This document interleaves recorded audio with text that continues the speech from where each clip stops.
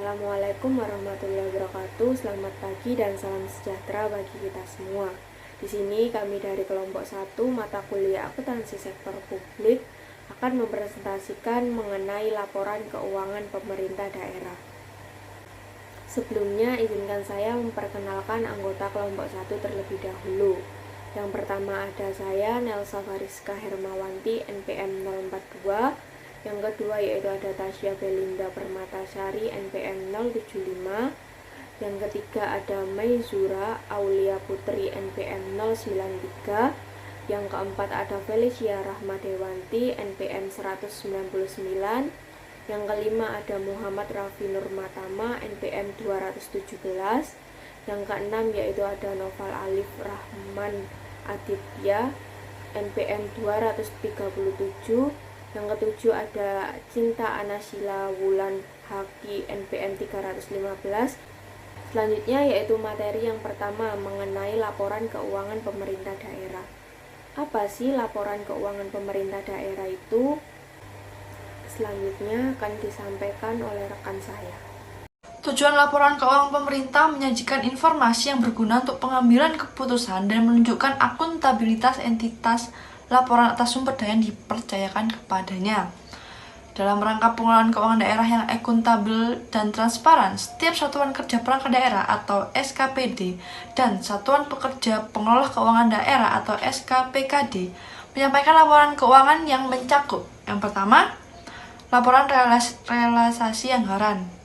Yang kedua, neraca keuangan daerah. Yang ketiga, laporan arus kas. Dan yang terakhir, catatan atas laporan keuangan. Laporan keuangan tersebut harus disusun sesuai dengan standar akuntansi pemerintahan yang dilaporkan ke DPRD. Tetapi sebelum itu harus diperiksa terlebih dahulu oleh Badan Pemeriksa Keuangan atau BPK. Materi berikutnya yaitu pentingnya laporan keuangan pemerintah daerah. Laporan keuangan pemerintah daerah merupakan suatu bentuk pertanggungjawaban pemerintah daerah kepada stakeholder yang di dalamnya mencakup berbagai pekerjaan yang membutuhkan laporan keuangan. Sebelum diserahkan kepada DPRD, laporan keuangan pemerintah daerah terlebih dahulu diaudit oleh lembaga negara yang independen, yaitu BPK RI, dengan kurun waktu paling lambat 6 bulan setelah tahun anggaran berakhir. Selanjutnya, DPRD akan melakukan pembahasan mengenai laporan pertanggungjawaban tersebut. Apabila DPRD menyetujui laporan tersebut, maka kepala daerah akan menetapkannya menjadi Peraturan Pemerintah Daerah tentang Pertanggungjawaban Keuangan Pemerintah Daerah. Laporan keuangan merupakan tindak lanjut paket Undang-Undang Keuangan Negara. Hal ini menjadi fenomena baru bagi pemerintah, khususnya pemerintah daerah dalam melakukan pengelolaan keuangan agar dapat lebih baik. Walaupun dalam waktu singkat masih banyak yang kurang yakin bahwa pengelolaan keuangan sesuai paket undang-undang tersebut dapat dilakukan dengan baik. Lalu, materi selanjutnya akan dijelaskan oleh saya. Yang ketiga ada laporan keuangan dan pengguna laporan keuangan pemerintah daerah. Laporan keuangan dan pengguna laporan keuangan pemerintah daerah. Laporan keuangan dan pengguna laporan keuangan pemerintah daerah terjadinya perkembangan regulasi terkait keuangan negara bagaimana tertulis dalam Undang-Undang Nomor 17 Tahun 2003 tentang keuangan negara adalah tonggak sejarah penting yang mengawali reformasi keuangan negara kita menuju pengelolaan keuangan efisiensi dan modern. Adanya undang-undang tersebut diharapkan terjadi pemahaman yang sama tentang pengelolaan keuangan sehingga pihak yang menggunakan laporan keuangan daerah mempunyai standar yang sama dalam menilai tingkat kewajaran pengelolaan keuangan daerah. Adanya pemahaman yang sama tersebut, semua stakeholder seperti masyarakat, para wakil rakyat, lembaga pengawasan, dan lembaga pemeriksa, pihak-pihak yang berperan dalam proses donasi, investasi, dan pinjaman kepada pemerintah daerah, serta pihak-pihak lain yang berkepentingan terhadap laporan keuangan pemerintah daerah seperti pemerintah pusat akan mendapat menilai dengan standar yang sama.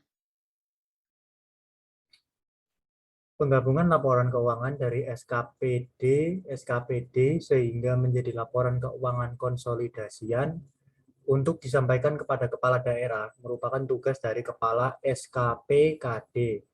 Tahap penyusunannya antara lain, kepala SKPD menyusun laporan keuangan, kemudian laporan keuangan SKPD disampaikan kepada kepala daerah melalui sekretariat daerah, selambat-lambatnya 2 bulan setelah tahun anggaran berakhir.